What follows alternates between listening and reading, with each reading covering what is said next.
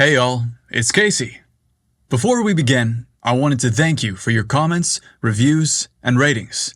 I love hearing from you in the comments and on the Apple Reviews page. So, keep it up. Keep writing, commenting, and rating us on your favorite platforms like Apple Podcasts and Spotify. I read all your comments and reviews and appreciate every one of them. Now, with that message of gratitude done, on with the show. Briggs Barlow was flattered by his supervisor's invitation to spend a ski weekend at his law firm's luxury chalet in the nearby mountains. His boss confessed that his invitation included the request to be his wingman, as he attempted to seduce the sexy local ski instructor. Skiing and hot guys? Ooh, seems like a good time to me.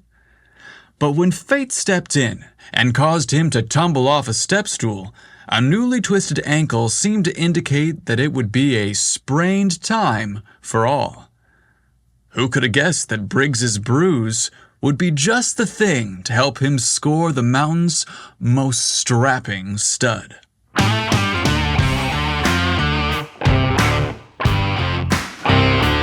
Some enjoy maneuvering a mountain on skis. Some prefer snowboard. Me? Well, I just like going down on a sexy ski instructor. Hey everyone, it's me, Casey, your host for STEAMY Stories, the podcast where bromance turns bromosexual. Today, we pack our mittens and scarves and head north to a luxurious lodge in the mountains. Today's steamy story is about a guy who scores a dude even sweeter than the hot cocoa in my mug. So, throw another log on the fire and get toasty, 'cause I'm about to tell you a tale about a sexy snow bro.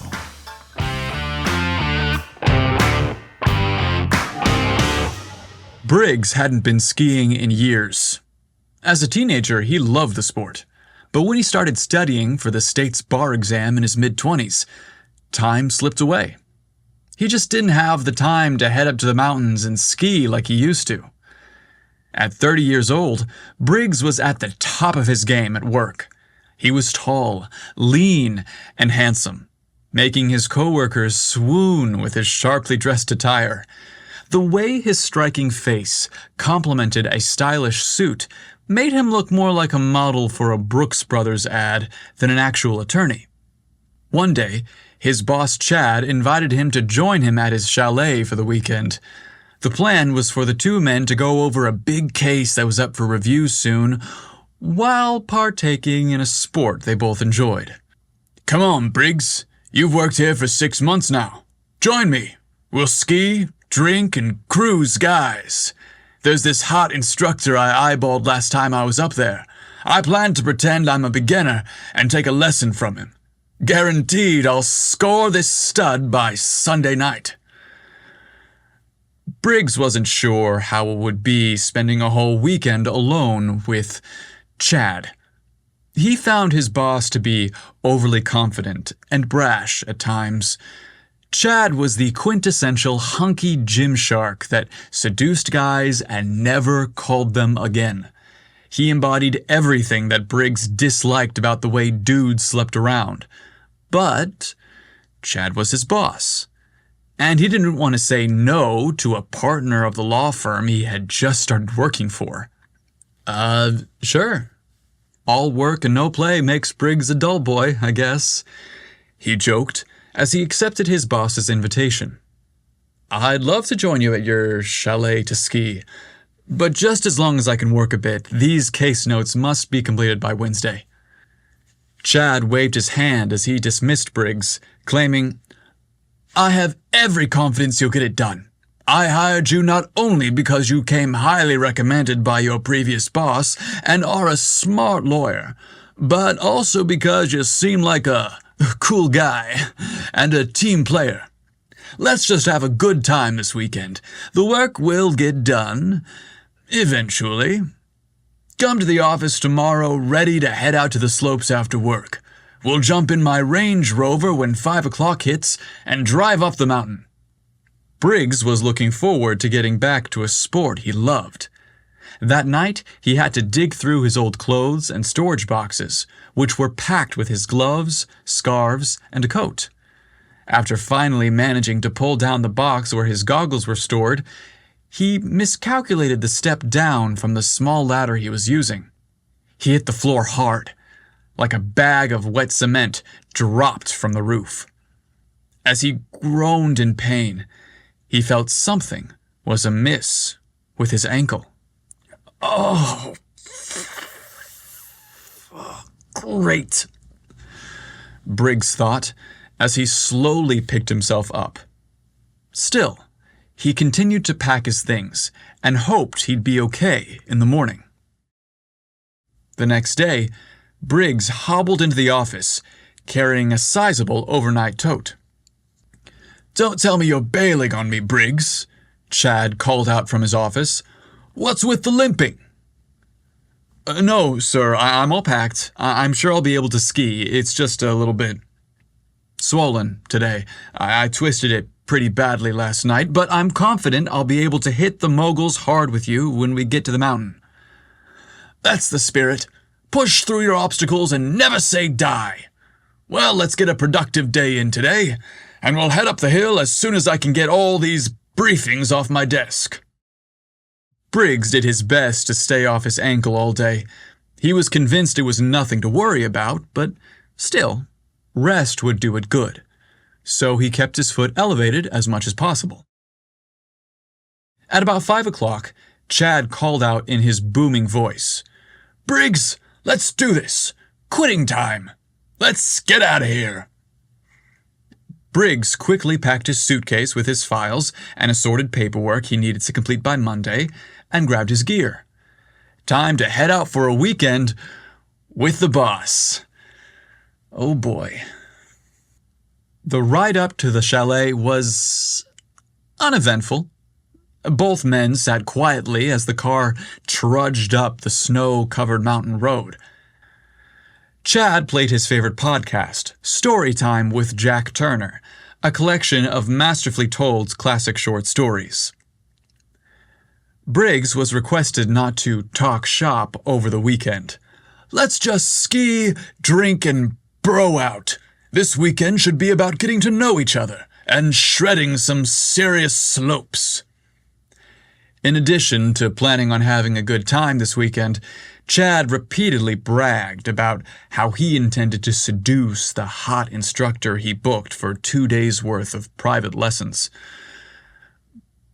Briggs was taken aback when they pulled up to the snow-covered Swiss-style mountain chateau Chad owned. First-class everything. Beautiful plush rugs, heavily wooded walls, and an imposing stone fireplace made this weekend's accommodations the perfect hideaway for 2 handsome studs.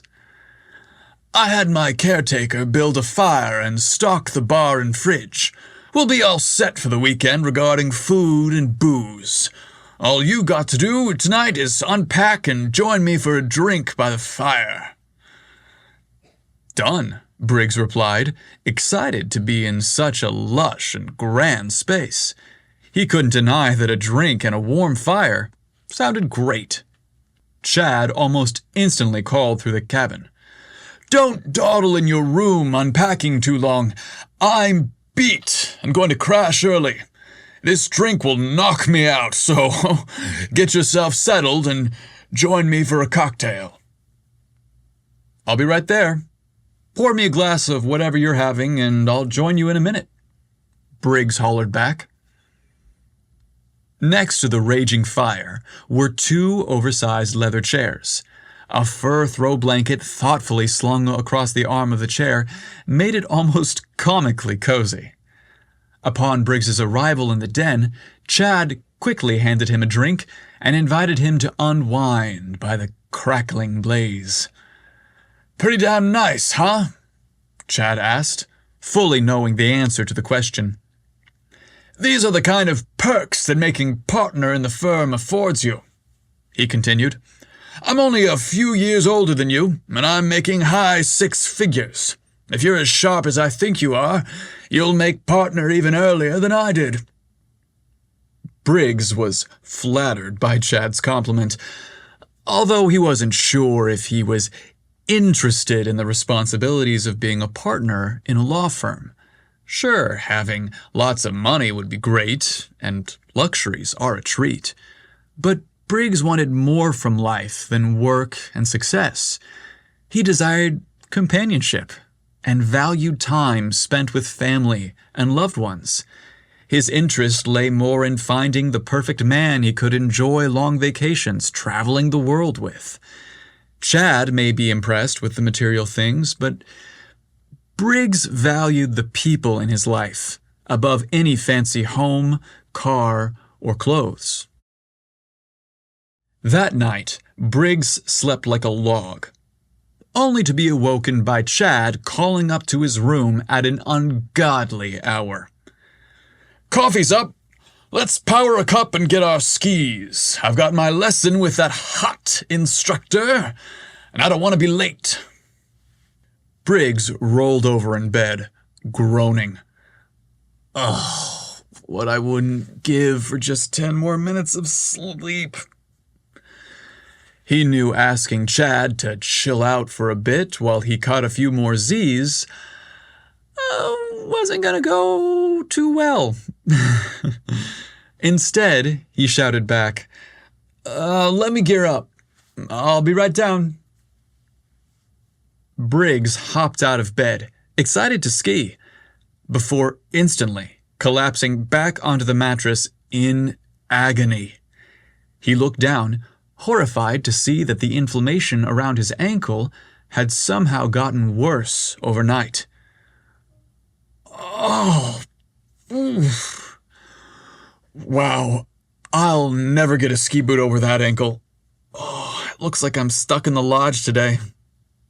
Briggs didn't want to dampen Chad's enthusiasm for skiing, so he dressed quickly and hobbled down the stairs. As expected, standing near the front door, Chad was fully dressed, with 2 to-go cups of coffee for them. "The lodge isn't very far. We can walk it."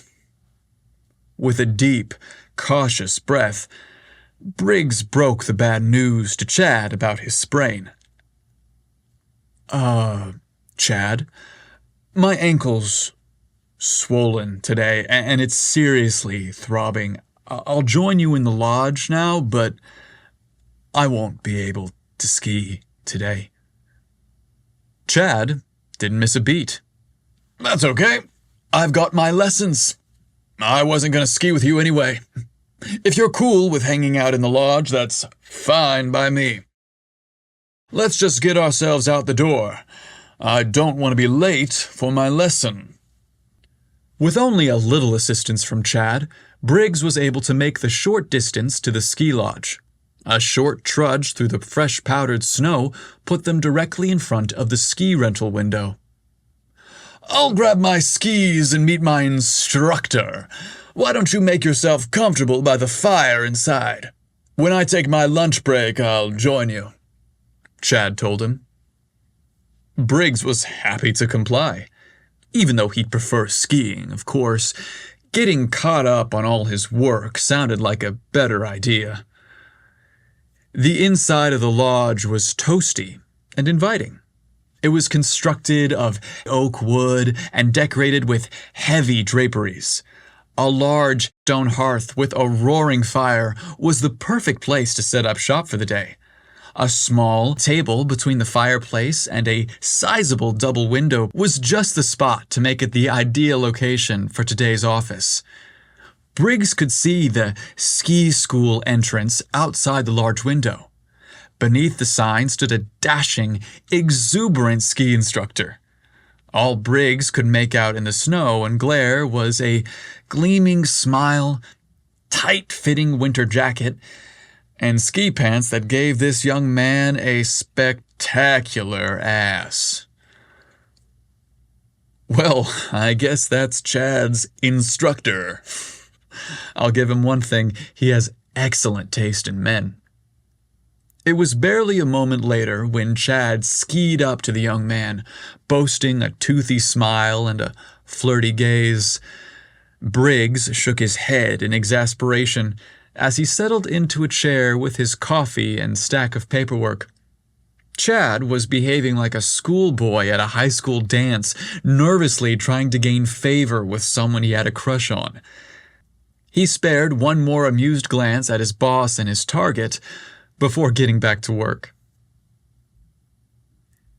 Time flew. Before he realized how late it had become, a voice startled Briggs.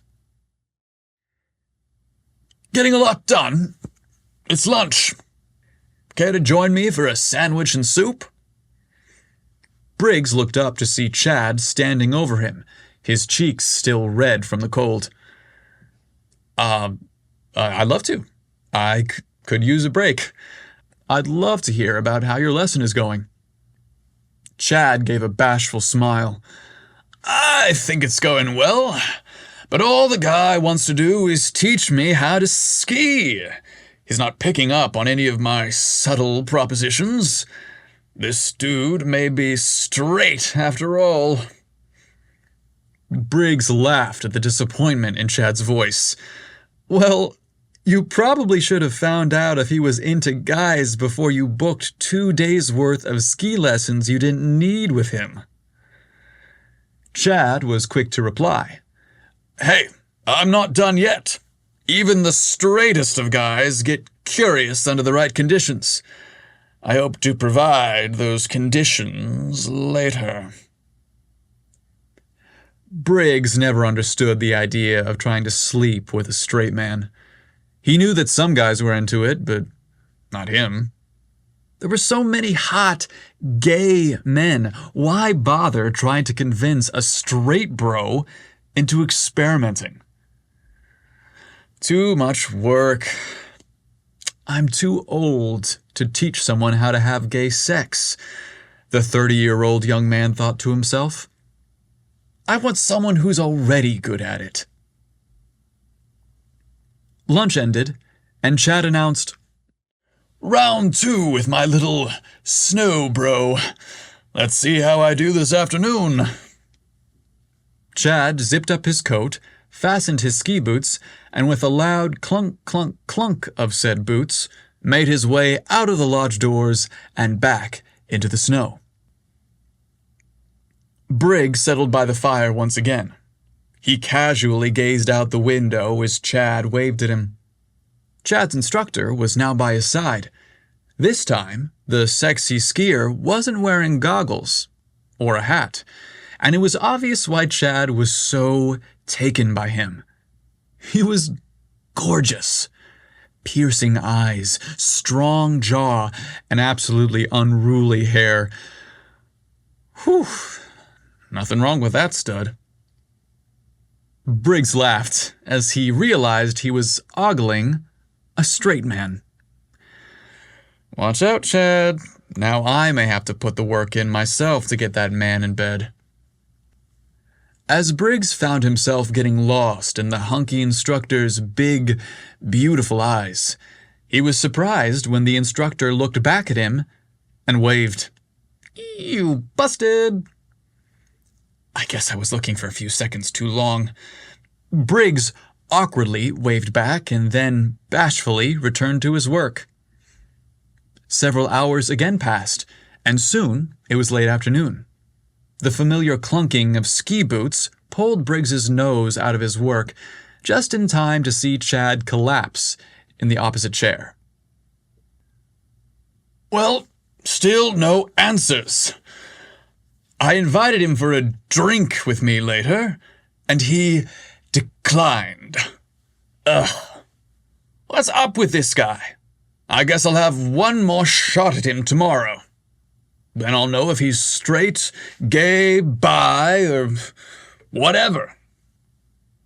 Briggs hit a smirk at Chad's melodramatics as he packed his things. "Your timing is perfect. I finished my work for the weekend. Now it's time to relax and kick back." "Let's do it then.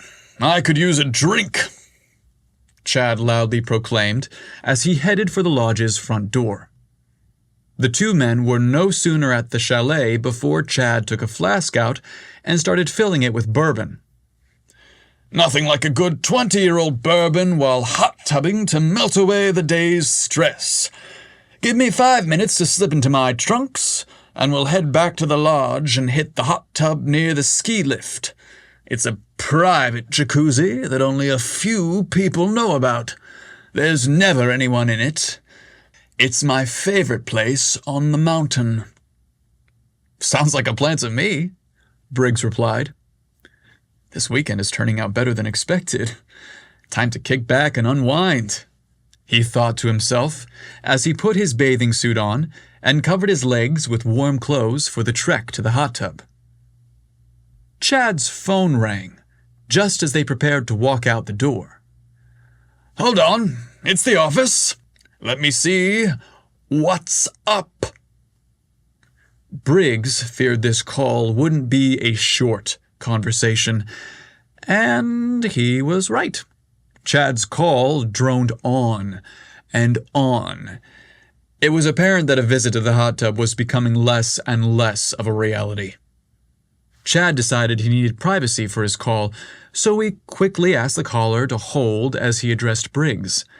"Hey, this is going to take a while. Why don't you just head to the jacuzzi without me?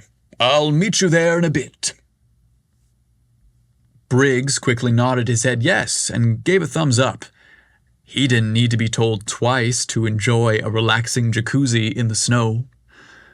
With a quick zip of his jacket and a flask of bourbon in his pocket, he made his way through the snow to the hot tub behind the lodge. The snow was piled high. White, glimmering walls surrounded a large wooden tub. Tall pine trees created a picturesque backdrop for his quaint oasis. "It's curious how no one else is here to enjoy this beautiful spot," Briggs thought. "I'd be in this tub every night if I lived around here."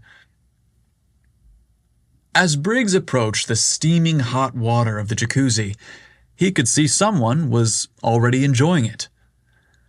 "Oh, I hope they don't mind a little company." Briggs opened his coat and removed his jeans, revealing his swimsuit underneath. As he lowered himself into the steamy water, he recognized the other participant in the tub. Could it be Chad's ski instructor? "Oh, I'll be cool. Don't act like a silly teenager around a hot hunk." "Hi, you look familiar," was the first words from the studly stranger's mouth. "Hi, you look familiar. Are you Chad's friend? The sexy lawyer who works for him, who sprained his ankle and didn't ski today?" Hi, I'm Briggs. Yes, I'm Chad's friend. You must be the hot ski instructor he's taking lessons from." "Hey, fair's fair. He called me sexy. I'll return the favor and call him hot." "I guess so," he answered cheekily. "Chad spoke highly of you today during our lesson." "Well, that's good to hear, since he's my boss," Briggs replied with a smile. "I'm glad he likes my work." The instructor realized he hadn't properly introduced himself yet, as he reached out to shake Briggs's hand. "Hi, I'm Quentin." "I'm Briggs." "I said that already." "Nice to meet you. I'm sorry I couldn't ski today. I would have enjoyed taking a lesson too, but yes, I sprained my ankle the other day. Oh, it's not too bad, but I didn't think it was a good idea to ski on it either. It looks like I'll need to skip the slopes this weekend." Quentin lifted himself out of the water, so his bare, defined chest was now visible. Briggs could tell that he was a big man, definitely over 6 feet tall.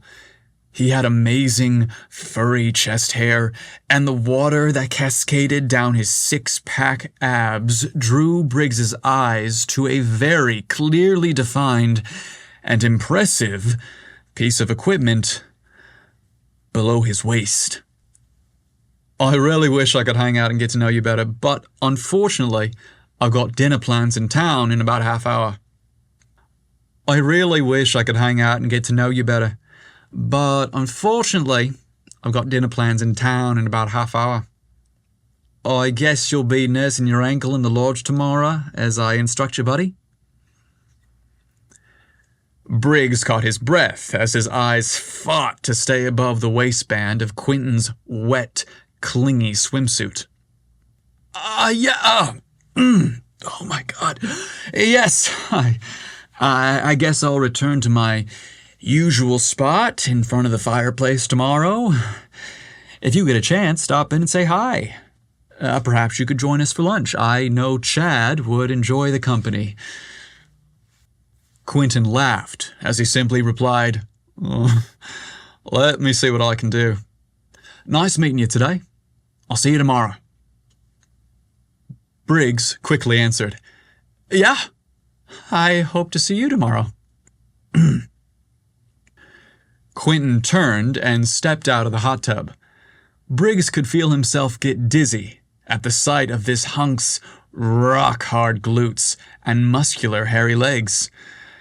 Quentin quickly wrapped a plush towel around himself and then disappeared with a smile and a wink behind a mound of snow. Briggs caught his breath and opened the flask of bourbon. He enjoyed a long, drawn sip as he sank lower into the hot tub and closed his eyes, savoring the view he had just enjoyed. The next morning came quickly. Like clockwork, Briggs was awoken by Chad again calling up from downstairs. I'm heading to the mountain for my lesson. Care to walk over with me? If your ankle is better, you can take a lesson with me. Briggs stopped dead in his tracks. A lesson? Quentin in his tight ski pants and that killer smile? Oh, dare I say yes? Briggs looked at his ankle. It looked better. The swelling went down, but could he fit his foot in a boot? Was a hot hunk worth further aggravating his sore tendon? Well, Briggs laughed at his own silliness. Why chance hurting myself more over a cute boy? What am I thinking? He called down to Chad. I'll walk over with you, but I'm afraid I'm still not able to join you to ski today. Once at the lodge, Briggs sat in his now familiar fireside chair with his coffee and turned his attention to the view of the slopes. Out the window, he could see Chad awaiting Quentin's arrival. He was blissfully ignorant that he and Briggs had met the evening prior. Should I have mentioned I met his instructor in the hot tub last night? Would he be jealous? As Briggs pondered whether there was any wrongdoing in his activities in the hot tub, he could see a different instructor greeting Chad outside. Chad looked into the lodge at Briggs and shrugged. Both he and Briggs wondered what had happened to Quentin today. Why was another instructor skiing with him? The answer to Briggs's question came soon enough when he looked up to see Quentin standing before him, on crutches. Oh my gosh, what happened? Are you okay? Briggs quickly asked. Quentin hobbled over and sat fireside. He had a sly grin on his face as he quietly answered, I'm fine. Between you and me, I'm just pretending to have twisted my leg so I didn't have to work. I couldn't stand the thought of spending another day with your boss shamelessly flirting with me. I thought it would be much more fun to take the day playing hooky and come in here so that I could shamelessly flirt with you instead. Briggs laughed. Well, they say all's fair in love and war. Quentin wholeheartedly agreed. The two men couldn't help but spend a long, smoldering moment, staring into each other's eyes. They didn't speak, but volumes were said between them in the silence. Finally, Quentin asked, "Feel like jumping in the hot tub again? I feel cheated that we only spent a few minutes together last night." Briggs hastily answered, "Now?" Quentin replied instantly, "Yeah, now. Why not?" Briggs happily conceded, "Sure, let's do it. I'll grab my swim trunks at the chalet and meet you there in 15 minutes. Quentin had a better idea. "Well, actually, I'm staying in my uncle's house right now, around the corner. He's got an even nicer hot tub than the one behind the lodge that we could use. But it seems like a waste of time, since I'm only going to be taking them off you when we get in the water." Well, Briggs liked the sound of that, but hesitated. A finger under his chin drew his gaze up, and he was suddenly face to face with Quentin. "Wondering what your boss is going to think about us leaving together now?" Briggs's voice slightly cracked as he meekly answered, "The thought did cross my mind." Quentin leaned forward and kissed Briggs deeply, passionately. He leaned into his hungry mouth as Briggs closed his eyes and focused all senses on the smell, taste, and feelings of this stud's soft lips pressed onto his. When they finally pulled apart, they both chuckled at Chad's stunned expression through the window. Quentin playfully chuckled. "Tell him that, unfortunately, he couldn't score the sexy ski instructor this weekend. But you, you did."